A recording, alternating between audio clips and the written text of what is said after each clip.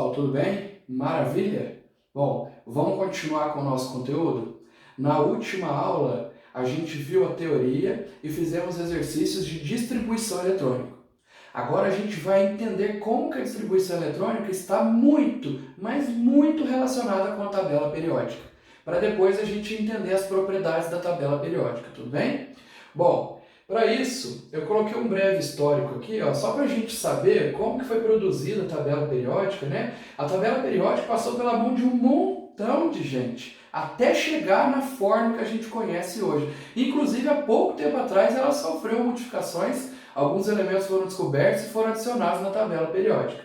Bom, eu não vou passar por todos os passos, senão esse vídeo vai ficar muito longo. E o objetivo, por enquanto, é mais a distribuição eletrônica do que a tabela periódica em si. Por isso que eu já começo aqui falando da forma mais próxima daquela que a gente conhece hoje, que foi desenvolvida por Mendeleev. Esse químico russo, ele é muito conhecido, muito famoso, inclusive nesse último ano que passou, a tabela periódica dele completou 150 anos. Ele desenvolveu aquilo que seria o mais banal, mas foi o mais eficiente na hora de tentar organizar os elementos químicos. Teve gente tentando organizar elementos de tudo que é jeito que vocês podem imaginar, até seguindo notas musicais. Mas ele falou, por que a gente não organiza em colunas e linhas, como se fosse uma matriz? E aí, pessoal, o negócio começou a funcionar. Só uma coisa que não deu muito certo na organização dele é que ele organizou os elementos em ordem crescente de massa e depois começou a criar um pouquinho de confusão, já que a gente fala sobre isso, tá? Mas a tabela periódica dele tinha essa cara aqui. A tabela periódica dele tinha muitas colunas e muitas linhas. Diferente da nossa. A nossa hoje tem bem menos linhas, né? Tem 7 linhas só. A dele tinha 12 linhas, né? Muitas linhas. Só que uma coisa interessante é que ele deixou espaço para alguns elementos que ainda não tinham sido descobertos. Na época dele tinha um número reduzido de elementos, mas ele já previu, ele já pensou que com o tempo, no futuro, o pessoal ia descobrir esses elementos e já deixou ali a casinha deles só esperando. Isso é uma coisa de gênio, né? Bom, esse cara, Moseley, ele organizou a tabela do Mendeleev de uma forma um pouco mais eficiente. Ao invés de ordenar os elementos em ordem crescente de massa, ele organizou os elementos em ordem crescente de número atômico, número de prótons. Por quê? Porque o número atômico é o que define um elemento químico. Mudou o número atômico, mudou o elemento químico. Então não tem nada mais específico para o elemento que o número atômico. A massa, muitas vezes, ela era compartilhada por elementos diferentes. Lembra dos isóbaros? Eram átomos diferentes, mas que tinham a mesma massa. Às vezes eu tinha um oxigênio que tinha uma mesma massa que o nitrogênio. E aí ficava muito confuso quando eu ordenava em ordem crescente de massa. Por isso que esse cara ordenou em ordem crescente de número atômico, número de prótons, o Z. Aí não tinha mais problema, tá bom? Por isso que a tabela periódica nossa agora já tem uma cara muito próxima da dele. A tabela periódica dele é essa daqui, só está faltando uma coisa. O quê? Bom, quem descobriu isso foi esse cara, Glenn Seaborg. Inclusive tem um elemento químico, Seaborg, que é uma homenagem a ele. Tá? É o único elemento químico que foi criado em homenagem a alguém, mas alguém vivo. Tem elementos que são homenagem a alguém, mas alguém que já não está mais presente. Ele é o único que recebeu essa homenagem em vida. Tudo bem? O que ele propôs? Ele percebeu que alguns elementos queriam ocupar a mesma casinha na tabela. E eu não podia enfiar vários elementos na mesma casinha. Só para vocês terem uma ideia, tinha uma casinha que tinha que receber 14 elementos. Todos eles entrariam ali de acordo com as suas propriedades. Então ele teve uma ideia mirabolante. Por que não representar esses elementos fora da tabela? Então todos esses elementos roxos queriam estar nessa casinha aqui e todos esses elementos vermelhos queriam ocupar essa casinha. Se eu simplesmente colocasse esses ali, ia detonar toda a minha tabela periódica, ela ia ficar toda deformada. Então ele colocou aqui fora. Essa série de elementos roxa é chamada de série dos lantanídeos.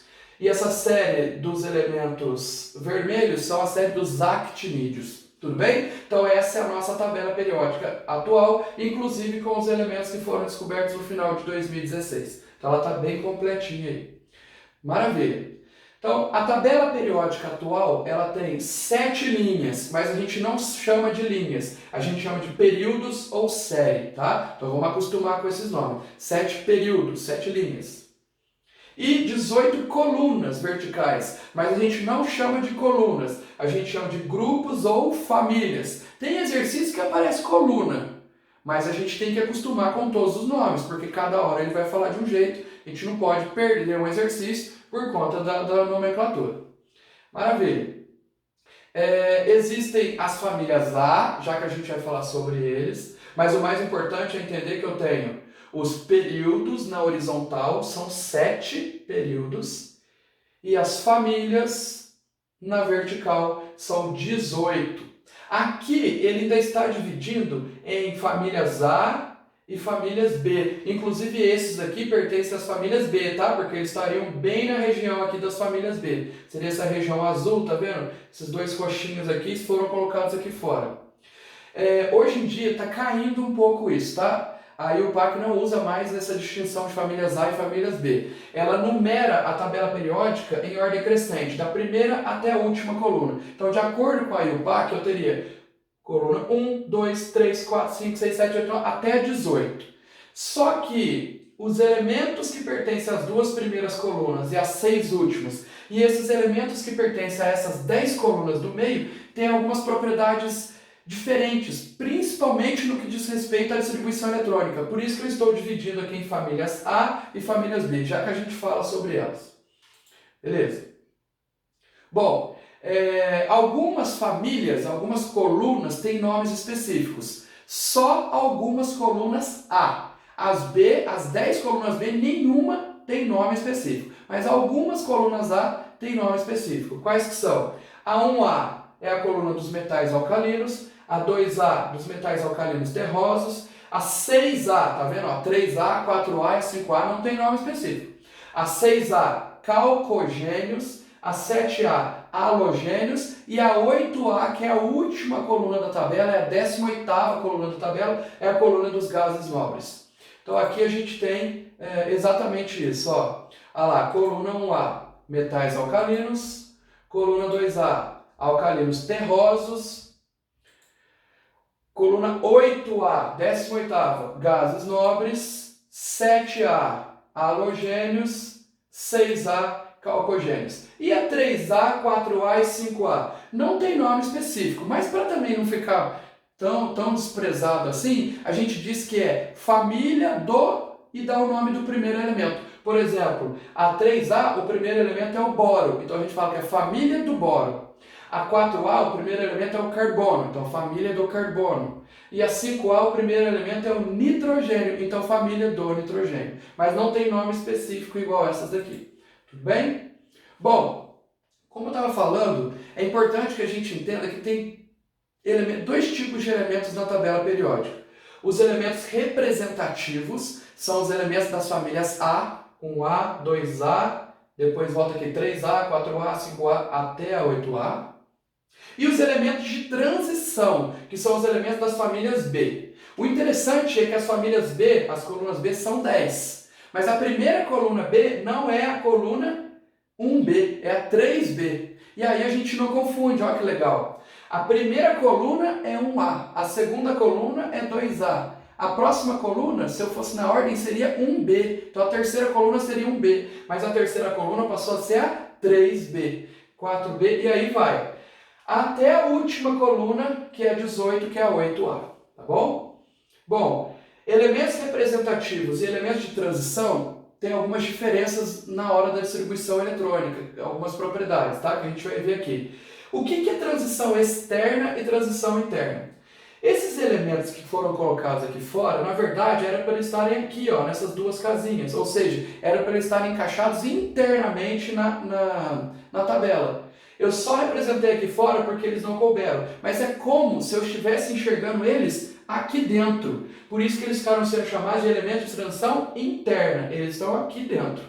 Apesar de ter colocado aqui fora. O pessoal confunde. Ah, tá lá fora, então é externo. Não.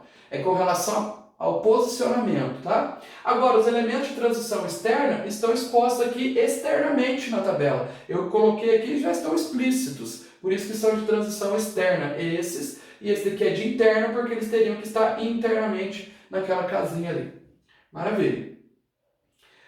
A tabela periódica, pessoal, está muito, mas muito relacionada com a distribuição eletrônica. Aqui eu coloquei um exemplo para vocês verem que cada casinha aqui tem um subnível mais energético específico. Então, dependendo da minha distribuição, eu já sei até onde o elemento se encontra na tabela periódica, tá bom?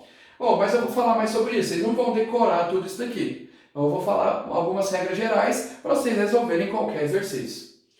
Então, vamos lá. A tabela periódica, assim como o diagrama de Linus-Pauling, possui 7 camadas, 7 linhas. O diagrama também, né? Camada K, L, M, N, O, P e Q. Olha lá, 7 camadas, 7 níveis. A tabela também tem. E dentro desses 7 níveis, existem os subníveis. Eu acabei de colocar a figura cheia de S, P, D, F. Então, eu tenho os 4 subníveis S, P, D e F. Igualzinho a distribuição eletrônica tem na tabela periódica. Bom, existem algumas regiões mais abrangentes que eu espero que seja um determinado subnível mais energético. O que é o subnível mais energético? Quando eu faço uma distribuição eletrônica, ela sempre termina. No subnível que ela terminou, ou o subnível que ela terminou, é o subnível mais energético. Então, olha só que legal. Os elementos que estão na primeira e na segunda coluna, coluna 1A e 2A, toda vez que eu fizer a distribuição eletrônica deles, ela sempre termina em S. Agora, se o S vai ter 1, 2 elétrons, aí a gente vai ver depois. Mas ela termina sempre em S. Tudo bem? Da coluna 3A até a 8A, que é a 13, 14, 15 até a 18, qualquer que seja esses elementos aqui dessa região aqui em laranja, sempre que eu fizer a distribuição eletrônica, ela termina em P. Não importa se o P vai ter 1, 2, 3, vai ser P1, P2, P3, P5, P6, não sei, mas ela termina em P. Isso já permite a gente concluir que elementos representativos, elementos das famílias A, têm a sua distribuição energética terminada em S ou P. Terminou em S ou P é elemento representativo de família A, tá bom?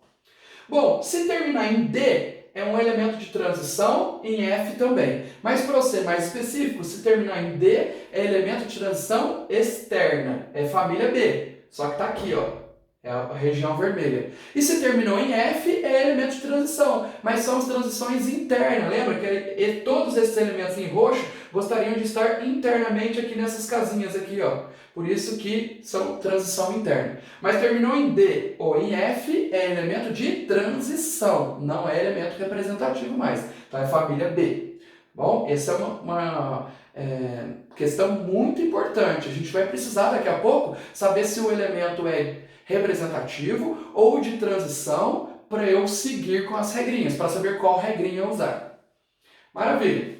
Bom, isso aqui serve para todos os elementos, não importa se é elemento de transição, se é elemento representativo, se é externo, se é interno, não importa.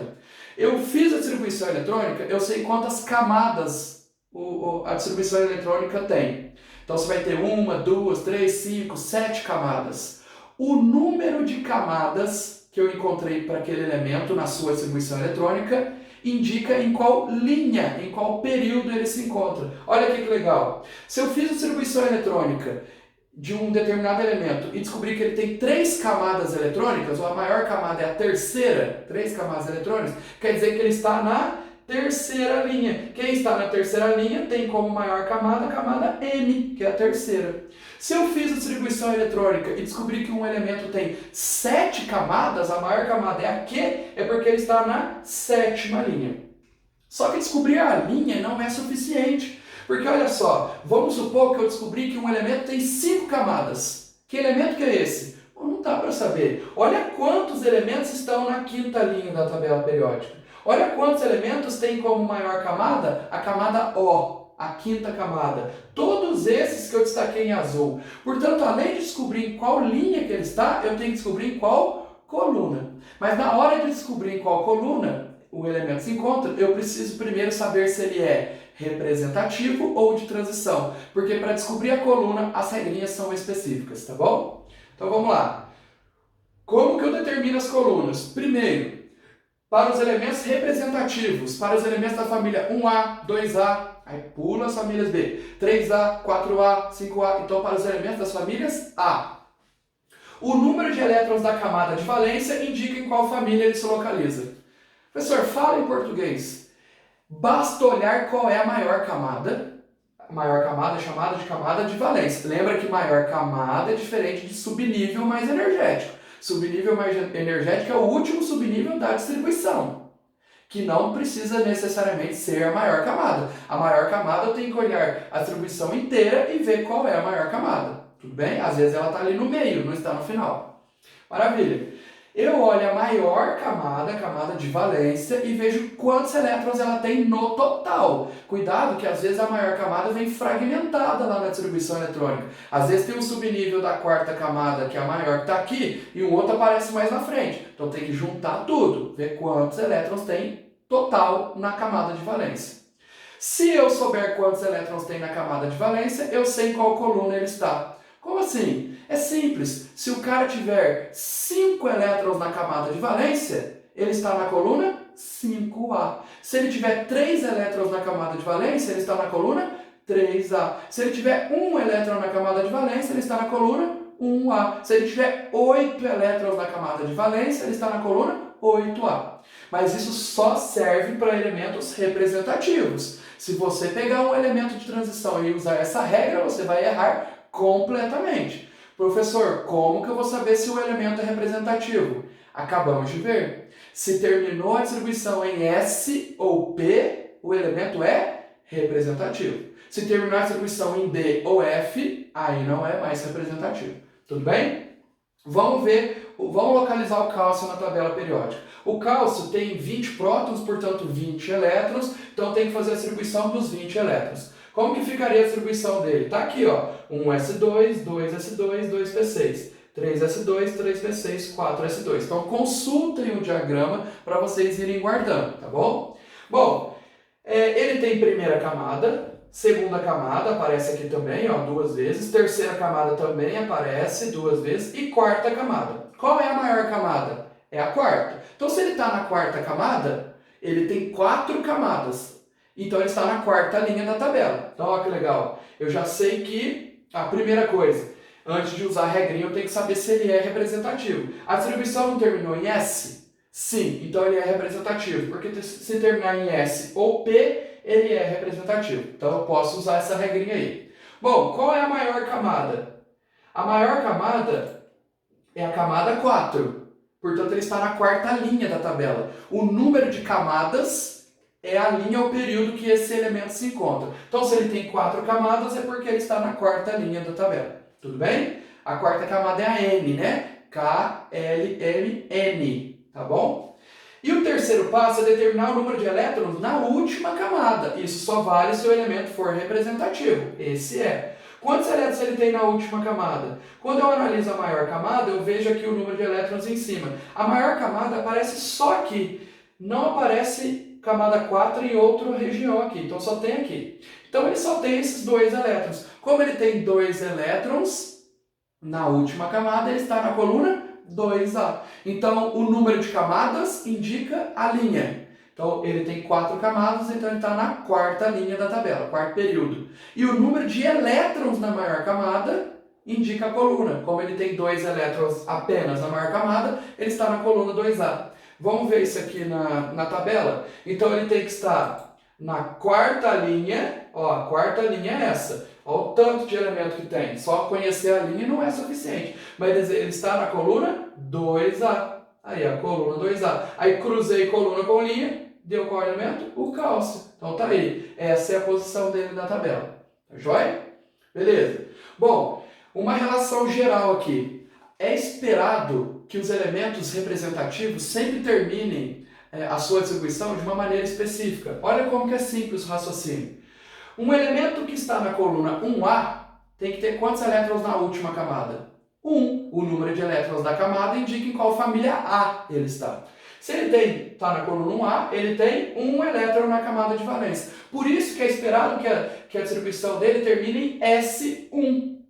Por que S1? Porque o S armazena até 2 elétrons, mas ele precisa ter apenas 1. 1. Então o S dá conta. E o N, o que é esse N? O N é a camada de valência dele, que pode ser a primeira, a segunda, a terceira, então vai depender da linha que ele está na tabela periódica. Se ele estiver na terceira linha, na coluna 1A, vai terminar em 3S1 a distribuição dele. Tudo bem? Vamos pegar um outro aqui, ó, um elemento da coluna 5A.